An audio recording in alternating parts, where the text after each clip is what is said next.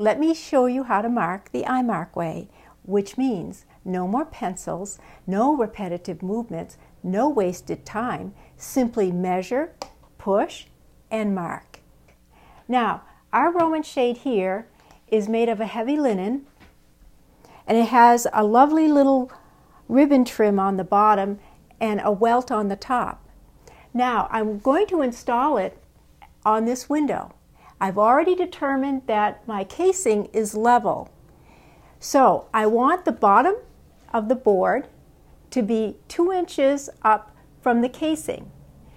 And first I'm going to determine the center of the window and the center of the blind.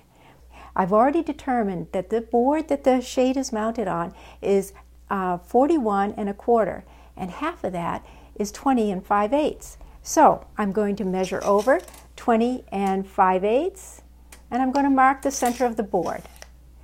Now I'm going to go up to the window and I'm going to measure the length of this window, which is 38 3/4, and half is 19 3/8. I'm going to come over and I'm going to measure 19 3/8. Then I'm going to measure up 2 inches. Now, I noticed that the holes for the screws in this headboard are already done. So there are 12 1/4 inches from the center.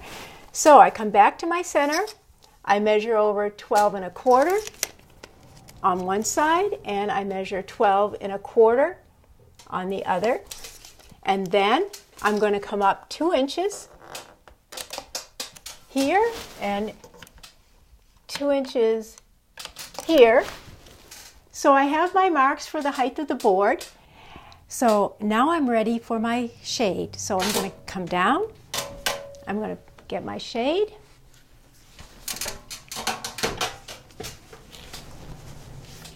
And my bar will be against the wall. I have my height from the bottom of the blind on both sides, and I'm ready to drill. I'm going to drill this on one side. I'm going to come to the other side. I let down my shade. Check for level, and I'm all set.